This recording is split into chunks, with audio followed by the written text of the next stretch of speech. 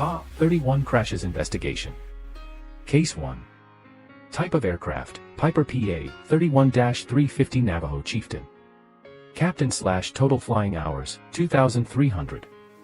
Circumstances: the Canadian Air Charters Piper PA-31-350 Chieftain, registration CGNAF, serial number 31-8052130, was operating under visual flight rules as Apex 511 on the final leg of a multi-leg cargo flight from Vancouver to Nanaimo and Victoria, British Columbia, with a return to Vancouver.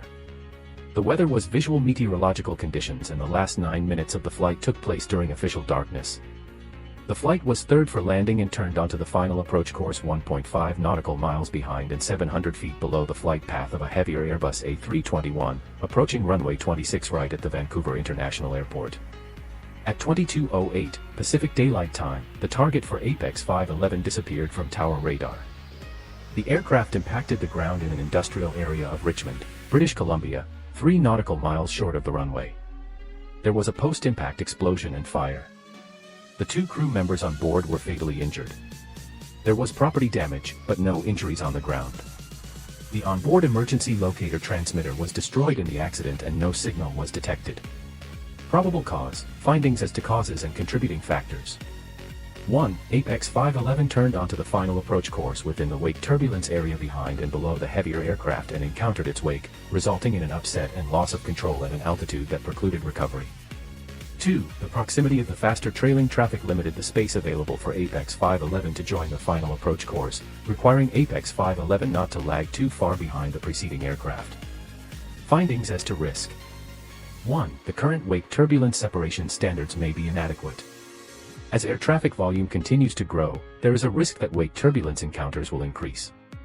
2. Visual separation may not be an adequate defense to ensure that appropriate spacing for wake turbulence can be established or maintained, particularly in darkness. 3. Neither the pilots nor Canadian Air Charters, CAC, were required by regulation to account for employee duty time acquired at other non-aviation related places of employment.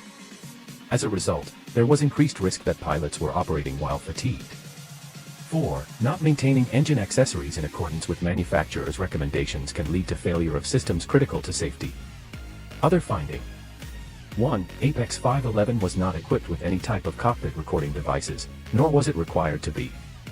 As a result, the level of collaboration and decision-making discussion between the 2 pilots remains unknown. Case 2. Type of aircraft, Piper PA-31-350 Navajo Chieftain. Captain/total flying hours, 3,000. Circumstances: the aircraft was on an instrument flight rules flight from Gunnison Lake, Manitoba, to Winnipeg. 1 pilot and 6 passengers were on board. At 0913 Central Daylight Time, KEE 208 began an instrument landing system approach to runway 13 at Winnipeg International Airport. The captain flew the approach at a higher than normal approach airspeed and well above the glide path. When the aircraft broke out of the cloud layer, it was not in position to land safely on the remaining runway. The captain executed a missed approach at 0916 and, after switching to the approach frequency from tower frequency, requested an expedited return to the airport. The approach controller issued instructions for a turn back to the airport. Almost immediately, at 0918, the captain declared a mayday for an engine failure. Less than 20 seconds later, the captain transmitted that the aircraft had experienced a double engine failure. The aircraft crashed at a major traffic intersection at 0920, striking traffic signals and several vehicles. All 7 of the aircraft passengers and several of the vehicle occupants were seriously injured. 1 passenger subsequently died of his injuries. The aircraft experienced extensive structural damage, with the wings and engines tearing off along the wreckage trail. There was a small post-crash fire in the right wing and engine area. Probable cause, findings as to causes and contributing factors. 1. The pilot did not correctly calculate the amount of fuel required to accomplish the flight from Winnipeg to Gunnison Lake and return, and did not ensure that the aircraft carried sufficient fuel for the flight. 2. The ILS approach was flown above the glide slope and beyond the missed approach point, which reduced the possibility of a safe landing at Winnipeg, and increased the risk of collision with terrain. 3. During the missed approach, the aircraft's engines lost power as a result of fuel exhaustion, and the pilot conducted a forced landing at a major city intersection. 4. The pilot did not ensure that the aircraft was equipped with an autopilot as specified by CARs. Findings as to risk.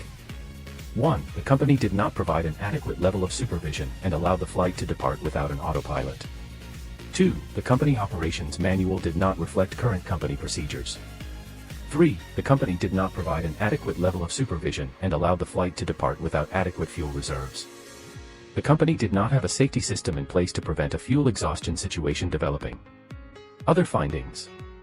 1. The pilot did not advise air traffic control of his critical situation in a timely fashion. Case 3.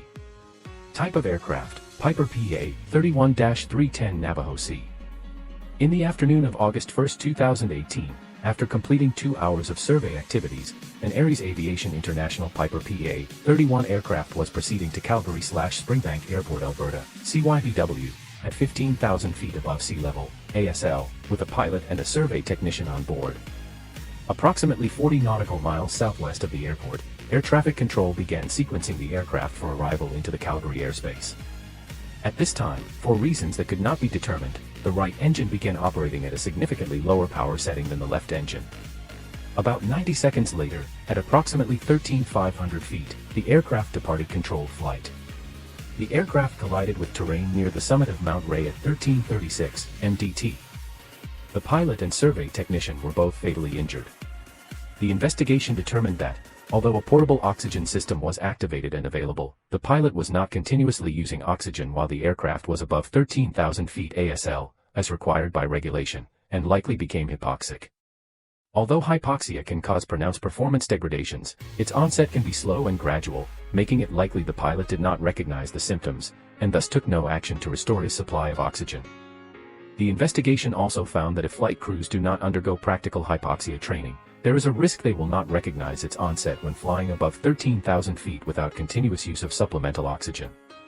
The aircraft was not equipped with a flight data recorder or cockpit voice recorder, nor were these required by regulation.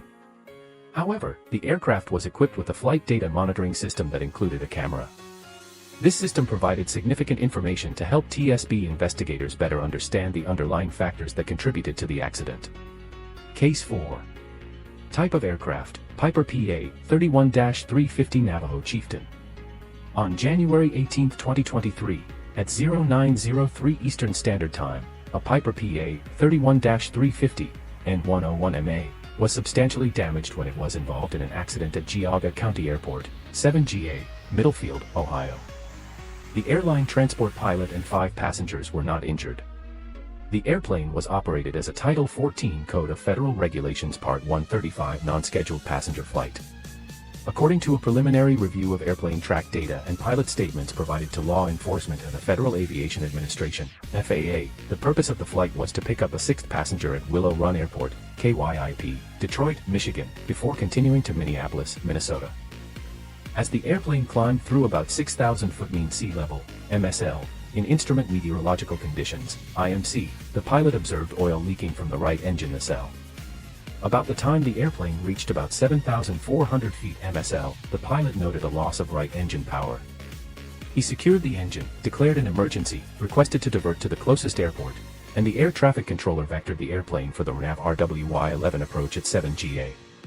The pilot successfully completed the approach and reported that the airplane touched down in the first one-third of the landing runway, about 120 knots with 0 flaps. The pilot determined that he would not stop the airplane before it reached the departure end of the 3,500 feet long runway, but chose to continue on the ground rather than abort the landing with one engine inoperative and climb the airplane back into IMC for another instrument approach. The airplane overran the departure end of the runway, continued through the grass overrun, and impacted a hill and a fence before coming to rest upright about 600 feet beyond the runway end. All 3 landing gear collapsed and the airplane sustained substantial damage to the wings and fuselage. The pilot held an airline transport pilot certificate with ratings for airplane single-engine land, multi-engine land, and instrument airplane. His most recent FAA second-class medical certificate was issued on March 3, 2022, at which time the pilot reported 9,275 total hours of flight experience, 750 hours of which was in the accident airplane make and model. According to FAA and maintenance records, the airplane was manufactured in 1977 and was powered by 2 Lycoming TIO 540 J2BD 300 horsepower engines. The airplane's most recent 100-hour inspection was completed December 12, 2022, at 17,154.5 total aircraft hours. The right engine had accrued 1,662.5 total hours since major overhaul. Examination of photographs revealed substantial wrinkling of the fuselage and both wings as well as torn flight control surfaces. The right engine cowling was opened, and examination revealed cracks in the engine crankcase. The airplane was retained for further examination.